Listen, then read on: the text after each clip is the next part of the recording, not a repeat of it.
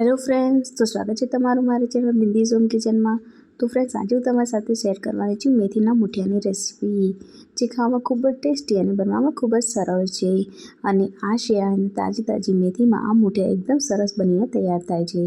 તો વિડીયોમાં એન્ડ સુધી બન્યા રહેજો અને વિડીયો ગમે તો લાઈક કરજો। તો સૌથી પહેલાં તો મેં અહીંયા લગભગ 100 થી 150 ગ્રામ જેટલી મેથીને આ રીતના કટ કરીને 2 થી 3 પાણીથી સરસ રીતે વોશ કરીને લઈ લીધી છે। मैं તેને મોટા ટુકડામાં જ કટ કરી છે। તો હવે એક મિક્સિંગ બાઉલમાં આપણે મેથીને એડ કરી લઈશું। તો મેં મેથી એડ કરી લીધી છે। હવે આપણે તેમાં ઘઉંનો લોટ એડ કરીશું। તો મેં અહીંયા 2 કપ ઘઉંનો લોટ લીધો છે।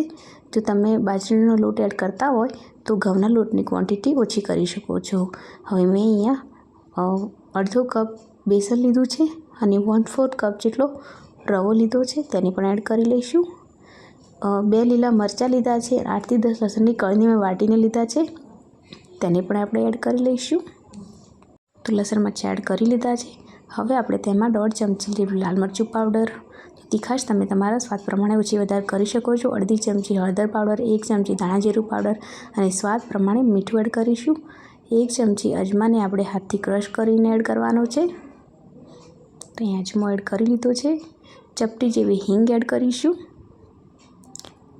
1 ચમચી મેં અહીંયા સફેદ તલ એડ કર્યા છે, 1 ચમચી ખાંડ એડ કરી છે અને 1 ચમચી તેલ એડ કર્યું છે। તમે આમાં લીંબુનો રસ અને દહીં પણ એડ કરી શકો છો। આજે અમારે શુક્રવાર હતો એટલે અમે તેમાં ખટાશ નથી ઉમેરી।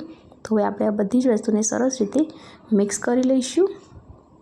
તો મસાલા મિક્સ થઈ જાય એટલે આપણે એમાં થોડું પાણી એડ કરીને સરસ લોટ બાંધી લઈશું। તો જો તમે દહીંનો ઉપયોગ કરતા હોય તો તમારી પાણીની જરૂર લગભગ નહીં જ પડે। મેં અહીંયા દહીં ઉપયોગ નથી કર્યો એટલે મારે પાણીની જરૂર પડી છે।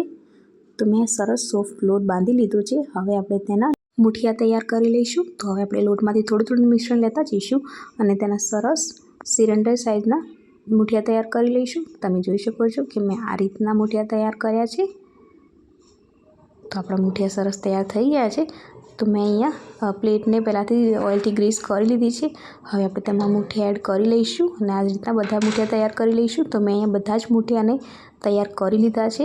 હવે આપણે તેને સ્ટીમરમાં મૂકી દઈશું। તો મેં સ્ટીમરમાં પહેલાંથી જ પાણી બોઇલ કરવા મૂકી દીધું હતું અને તેને ખોલીને જોઈ લઈએ। તો પાણી પણ આપણું સરસ રીતે બોઇલ થઈ ગયું છે। તો હવે આપણે પ્લેટને અંદર મૂકી દઈશું। તો હવે ઢાંકણું ઢાંકીને તેને મીડિયમ ગેસની ફ્લેમ પર આપણે 10 મિનિટ જેવું સ્ટીમ થવા દઈશું। તો 10 મિનિટ જેવું થઈ ગયું છે। હવે આપણે ઢાંકણું ખોલીને જોઈએ તો આ રીતે આપણે ચક્કુની મદદથી ચેક કરીશું। તો ચક્કુની મદદથી ચેક કરીએ તો ચક્કુ આપણું સાફ બહાર આવે। ત્યાં સરસ આપણા મુઠિયા તૈયાર થઈ ગયા છે। હવે આપણે તેને મનગમતા શેપમાં કટ કરી લઈશું। તો આપણે મુઠિયાને સરસ એવા કટ કરી લઈશું। તો મેં અહીંયા બધા જ મુઠિયાને સરસ રીતે કટ કરી લીધા છે। તમે જોઈ શકો છો કે મેં આ રીતના મુઠિયાને સરસ એવા કટ કરી લીધા છે। વઘાર કરી લઈશું। તો વઘાર માટે મેં અહીંયા 3 થી 4 ચમચી જેટલું તેલ લઈ લીધું છે કઢાઈમાં, તેને ગરમ થવા દઈશું। તેલ ગરમ થઈ જાય એટલે આપણે 1 ચમચી રાઈના દાણા એડ કરી લઈશું। રાઈ સરસ ફૂટવા લાગે એટલે આપણે તેમાં મીઠો લીમડો પણ એડ કરી લઈશું। તો મેં મીઠો લીમડો એડ કરી લીધો છે। હવે મેં અહીંયા 1.5 ચમચી જેટલા સફેદ તલ લીધા છે, તેને પણ સરસ રીતે સાતળી લઈએ। તલ ફૂટે એટલે મેં અહીંયા મુઠિયા એડ કરી લીધા છે।